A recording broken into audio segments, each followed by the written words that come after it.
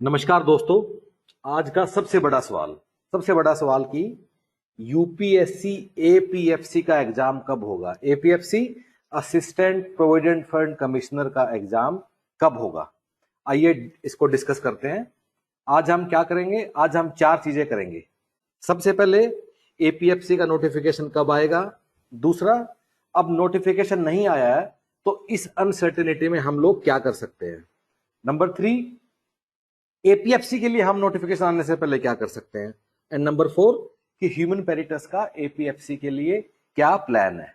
हम लोग ये वाला सेशन क्यों कर रहे हैं?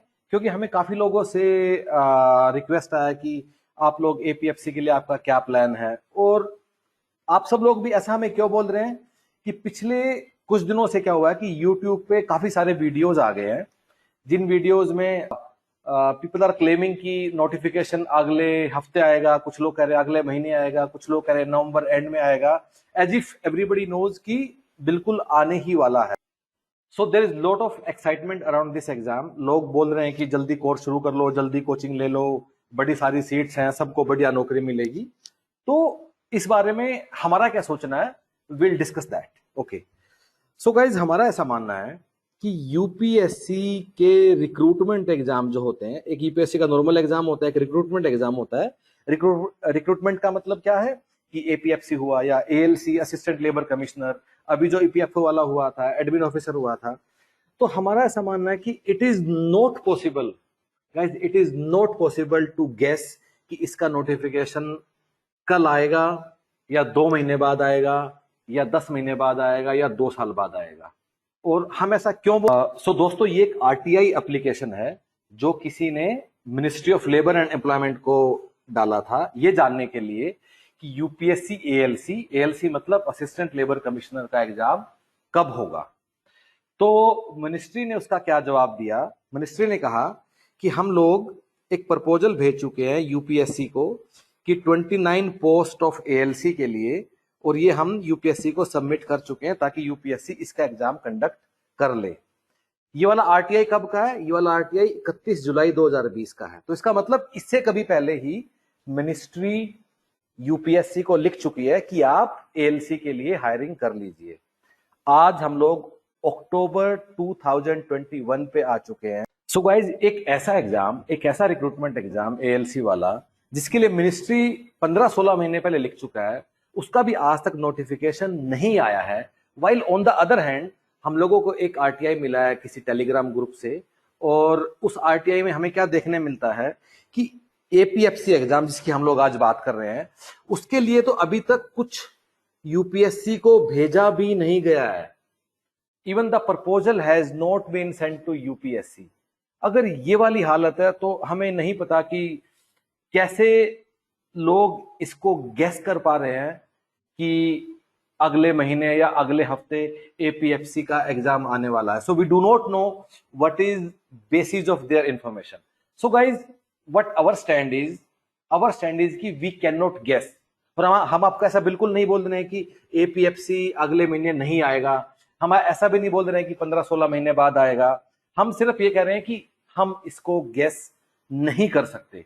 ये अगले महीने भी आ सकता है, 10 महीने बाद भी आ सकता है, और 3 साल बाद भी आ सकता है। कुछ भी, anything is possible. It is not possible to guess कि एपीएफसी का एग्जाम कब होगा। सो गाइज, इससे पहले कि हम आपको ये बताएं कि ह्यूमन पेरिटस का क्या प्लान है एपीएफसी के लिए, हम आपसे एक छोटी सी बात और डिस्कस करना चाहते हैं।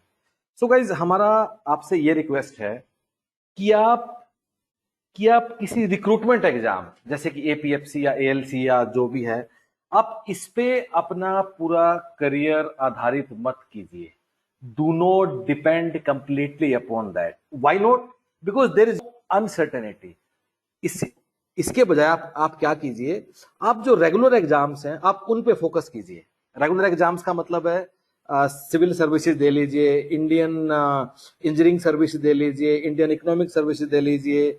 अगर ये सब नहीं करना, फॉरेस्ट सर्विस दे लीजिए। अगर ये सब नहीं करना, आप बैंक पीओ का एग्जाम दे लीजिए। आप अगर आपने एमबीए किया है, आप पीएसयूज में एचआर और मार्केटिंग ऑफिसर के लिए ट्राई कर लीजिए।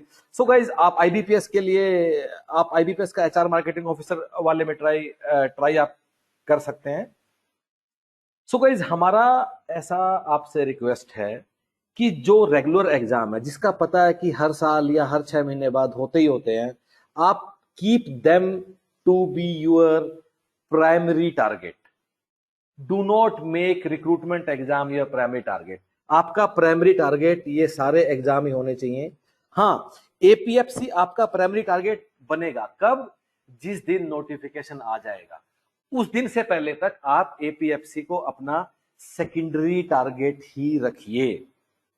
अनदर थिंग गाइज, जब आप इन सारे एग्जाम्स की, किसी भी एग्जाम की, जो भी आपका टारगेट है, जब आप इन सब की तैयारी करते हो, ऑटोमेटिकली आप ये सब टॉपिक वैसे कवर करते चले जाओगे। अगर मान लो आप बैंक पीओ की तैयारी कर रहे हो, आपका मैथमेटिकल एप्टीट्यूड, आपका इंग्लिश वैसे अच्छा हो जाएगा। अगर आप सिविल सर्विसेज की कर रहे हो, एनीवे आपका पॉलिटी, फ्रीडम स्ट्रगल या जो भी एक्सपेक्टेड टॉपिक है एपीएफसी के, ऑटोमेटिकली आपके लिए उनका तैयारी होता चला जाएगा। तो उसमें भी ऑटोमेटिकली 70 to 80% तो आपका एपीएफसी का वैसे ही कवर हो जाएगा। सो गाइज, आप में से कुछ लोगों का ऐसा कहना, नहीं मुझे अभी एपीएफसी को ही अपना प्राइमरी टारगेट बनाना है और मैं बिना नोटिफिकेशन आए मैं तैयारी शुरू करता हूं। ऐसा मैं क्यों करता हूं? क्योंकि मुझे फर्स्ट मूवर एडवांटेज मुझे मिल जाएगी, मुझे ज्यादा टाइम मिलेगा तो मैं अच्छा कर पाऊंगा। जब भी नोटिफिकेशन आएगा गाइज, जब भी नोटिफिकेशन आएगा, कम से कम आपको 5-6 महीने का टाइम तो आपको नोटिफिकेशन आने के बाद मिलेगा ही। और 5-6 महीने में हम काफी अच्छा तैयारी कर सकते हैं। हम 100% आपका तैयारी करा देंगे। हमारे साथ आप नहीं जुड़ते हो, आप खुद भी कर लोगे। So you will get ample time once notification is out. एक छोटी चीज और जो हमने देखा है, तो यूजुअली ना आप लोग, क्योंकि हम काफी बच्चों से बात करते रहते हैं, तो यूजुअली ना स्टूडेंट्स अपने आप को अंडरमाइन करते हैं, दे grade themselves.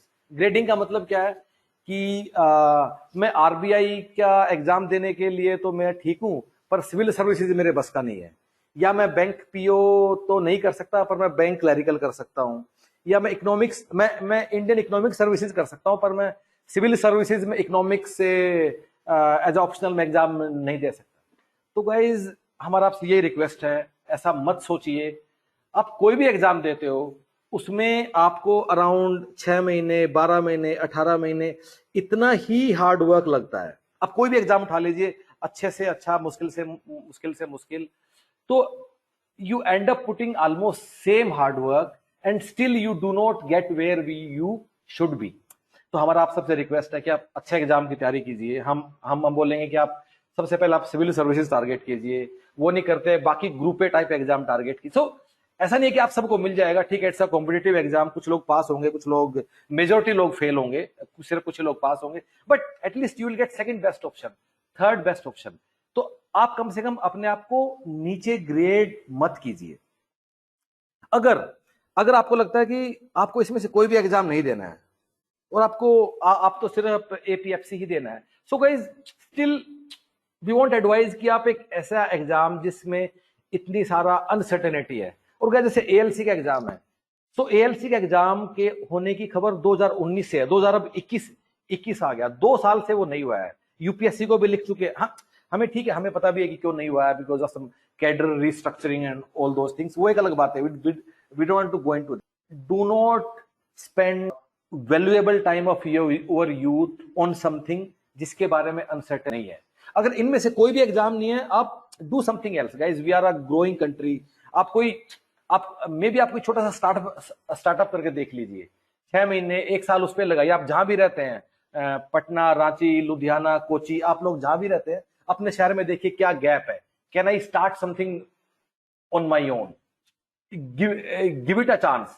Do not waste your youth on something about which you have no certainty. Guys, we are in a growing economy. There are so many opportunities. We are living in a digital world जहां कोई भी काम शुरू करना इतना आसान है। एक वेबसाइट बनाना, एक स्टार्टअप शुरू करना, putting things together, it's so easy these days. So do not lose hope. Maybe you can try something like that. Okay, so guys with that note, हम आपको ऐसा नहीं कह रहे हैं कि आप एपीएफसी को आप इग्नोर कर दीजिए। हम ये कह रहे हैं कि एपीएफसी को नोटिफिकेशन आने तक सेकेंडरी टारगेट ही बना के रखिए, ठीक है। उसके लिए कुछ तैयारी कीजिए, हम आपको बताएंगे भी कि हम लोग क्या कर सकते हैं। लेकिन तब तक उसको प्राइमरी टारगेट मत बनाइए, उसी पे अपना जीवन आधारित मत कीजिए। डू समथिंग एल्स, कोई दूसरा एग्जाम या जो भी आपको जीवन में ठीक लगता है, जैसे नोटिफिकेशन आएगा then make it your primary target. अब आते हैं कि हम लोग ह्यूमन पैराडाइस पे हम लोग इसके लिए क्या करने वाले हैं। सो गाइस, एपीएफसी के बारे में आई एम श्योर इतने ज्ञानी लोग हैं तो आपने वो सब तो समझ ही लिया होगा। समराइज कर देता हूं। एग्जाम 2002 में हुआ, 2004 में हुआ, फिर 2012 में हुआ, फिर 2015 में हुआ। सो बजाय कि किस एग्जाम में क्या हुआ, कितने सवाल थे, let's not waste time on that. Summary क्या है कि आजकल रिक्रूटमेंट एग्जाम में 120 सवाल आते हैं, 1/3 नेगेटिव मार्किंग होता है, और एपीएफसी के लिए सभी ग्रेजुएट लेवल पे अप्लाई कर सकते हैं। So I am sure almost everybody is eligible. एक छोटी सी बात हो रहा है, पहले एपीएफसी का अपर एज लिमिट 35 साल था, 35 इयर्स। एक 2012 में प्रपोजल आया था मिनिस्ट्री में कि ये शायद 32 इयर्स हो सकता है। सो प्रपोजल आया था, हम डेफिनेटली जानते हैं, हमने वो देखा है, आप भी गूगल करके देख सकते हैं। अब ये एक्चुअली इंप्लीमेंट हुआ नहीं हुआ, ये नोटिफिकेशन आने के बाद ही पता चलेगा। तो ये एक छोटा सा चेंज है जो कि आप देख सकते हैं। ये माफ कीजिएगा, ये जो प्रपोजल है मैंने 2012 बोल दिया, ये 2012 में नहीं, ये 2018 में आया था। सो गाइस, एपीएफसी के सिलेबस की बात कर लेते हैं। सो 2012 और 2015 में जो एग्जाम हुआ उसमें ये एपीएफसी का सिलेबस था। लेकिन कुछ ऐसा भी न्यूज है, अगेन अनवेरिफाइड, कि अब जो ईपीएफओ का सिलेबस आया है, ईपीएफओ जो एग्जाम सितंबर 2021 में हुआ था, कि यही वाला सेम सिलेबस ही अब एपीएफसी का सिलेबस बन गया है।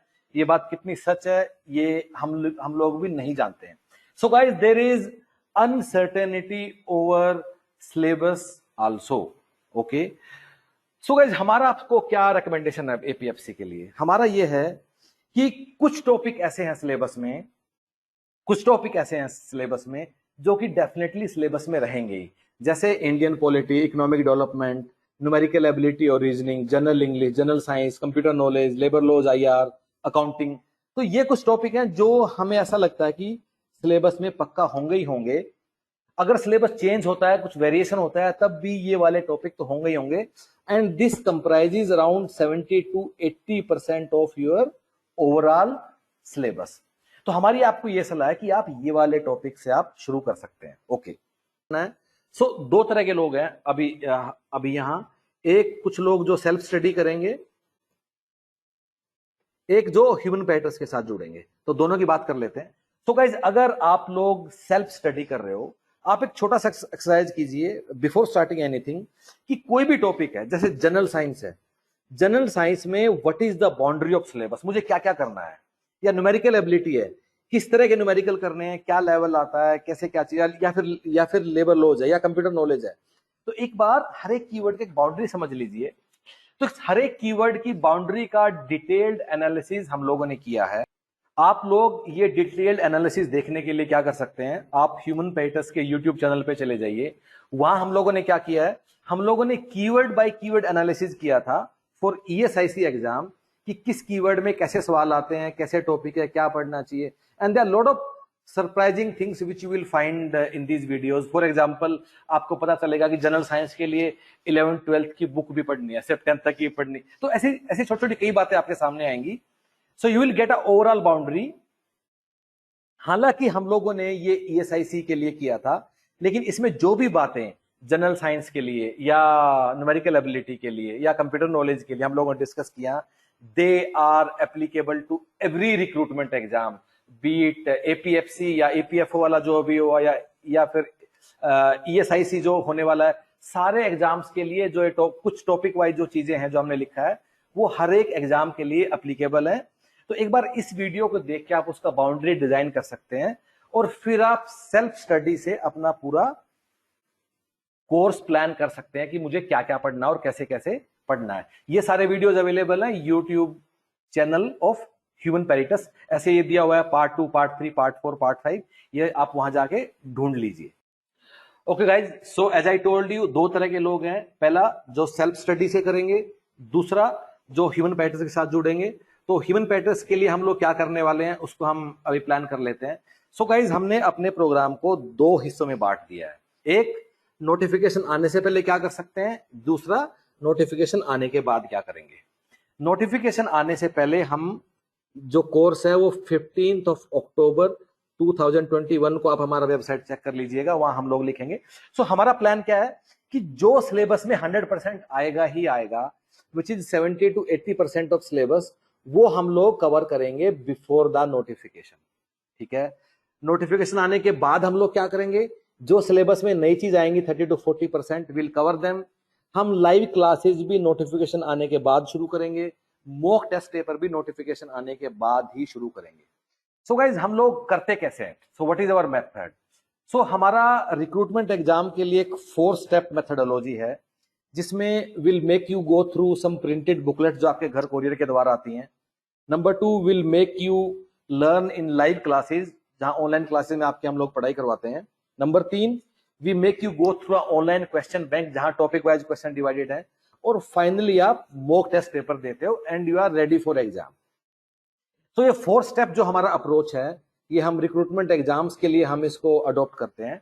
एंड अगर आप ये 4 स्टेप में जाते हो, सो आपको कोई दूसरा बुक छूने का नीड नहीं है, कोई प्रीवियस पेपर नहीं करना है, कुछ नहीं करना है, बस चुपचाप हम जो बोलते रहेंगे वो आपको करना है and you will be ready for this exam. In fact अभी जो एग्जाम हुआ है यूपीएससी ईपीएफओ का एग्जाम हुआ है, जो अभी 5 सितंबर 2021 का एग्जाम हुआ है, उसमें गाइज 120 में से 105 सवाल ह्यूमन पैटर्स के कोर्स से आए।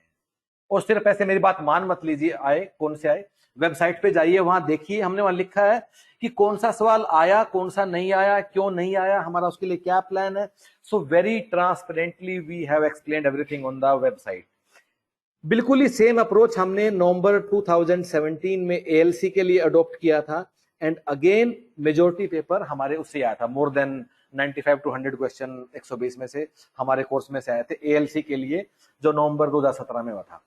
बिल्कुल ही सेम अप्रोच हम आजकल ईएसआईसी के लिए, जो एक ऑनगोइंग कोर्स है, उसके लिए अडॉप्ट किया है and we are very hopeful कि उसमें भी हम लोग अच्छा करेंगे। और यही वाली चीज हम आने वाले एग्जाम जो कि एपीएफसी और एएलसी आने वाले हैं, इसमें भी हम लोग इसको करने वाले हैं। सो गाइज फाइनली मैं अपना समअप करता हूं पूरा डिस्कशन। पहली हमारा आपको रिकमेंडेशन क्या है कि एपीएफसी का पेपर कब होगा हम उसको गेस नहीं कर सकते।